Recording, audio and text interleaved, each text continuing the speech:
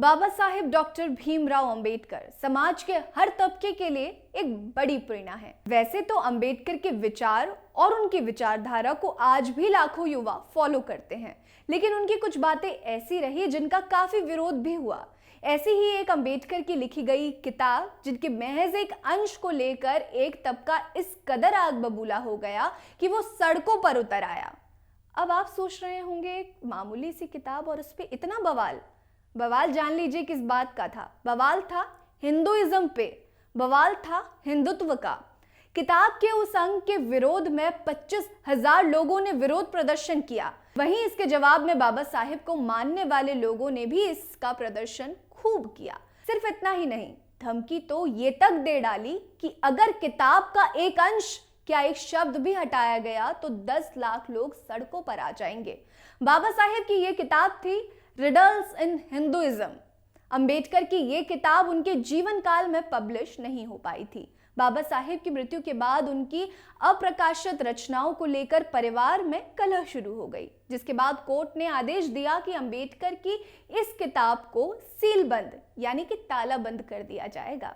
फिर आया साल 1987, जब अदालत की कैद से उनकी ये किताब आजाद हुई और महाराष्ट्र सरकार के शिक्षा विभाग ने इस किताब को अंग्रेजी भाषा में प्रकाशित कराया। इसके बाद शुरू हुआ अंबेडकर की इस किताब को लेकर असल बवाल। महाराष्ट्र का एक वर्ग इस किताब की कुछ बातें पढ़कर भड़क गया और खुलकर इसके विरोध में सामने आया। मांग उठी कि किताब से riddles of Rama and Krishna वाले भाग को निकाल दिया जाए। विरोध की शुरुआत एक कॉलम से हुई जिसे माधव गडकरी ने लिखा। गडकरी ने लिखा था कि किताब के एक अलग से जो अंश जोड़ा गया है वो प्रमाणित यानी सर्टिफाइड नहीं लगता। बाबा साहेब के हाथों से इतना गंदा लेखन किया जा सकता है, ऐसा हो ही नहीं सकता।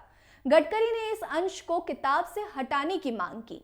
माधव गडकरी के इस लेख ने आग में घी डालने जैसा काम शुरू कर दिया। इस पूरे मुद्दे को लेकर राजनीति भी शुरू हुई और शिवसेना इस विवाद में कूद पड़ी। उनकी तरफ से इसे एक बड़ा मुद्दा बना दिया गया। शिवसेना ने कहा कि वो अपने देवी देवताओं का अपमान बर्दाश्त नहीं करेगी। इसके बाद शिवसेना की अगुवाई में 25,000 लोग सड़कों पर आए और महाराष्ट्र विधानसभा के सामने प्रदर्शन किया। वहीं दूसरी ओर बाबा साहेब के समर्थन करने वाले लोगों ने भी अंबेडकर के सम्मान से इसे जोड़ दिया। अंबेडकर का समर्थन करने वाले 50,000 से भी ज्यादा लोग प्रदर्शन करने निकल पड़े। दोनों ओर से प्रदर्शन बढ़ता चला गया और ये बढ़ते बढ़ते 5 लाख संख्या तक पहुंच गया। किताब के विरोध में प्रदर्शन कर रहे लोगों को जवाब देने के लिए अंबेडकर के रिपब्लिक पार्टी ऑफ इंडिया यानी आरपीआई के सभी गुट एक हो गए और 5 लाख की बड़ी संख्या में प्रदर्शन करने लगे। एक किताब को लेकर हुआ ये काफी बड़ा प्रदर्शन था। इसके चलते मुंबई की रफ्तार पर ब्रेक लग गया। सड़कों पर हर ओर सिर्फ भीम सैनिक ही थे।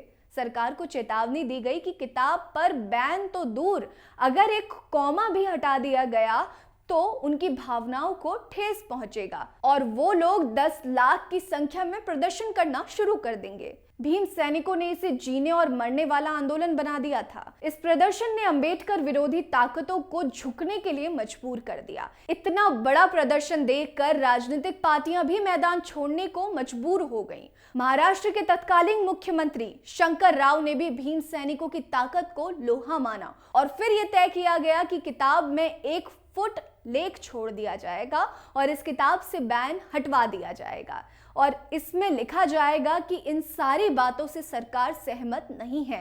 इसके बाद आंदोलन वापस लिया गया। एक किताब को लेकर किया गया ये आंदोलन ऐतिहासिक साबित हुआ।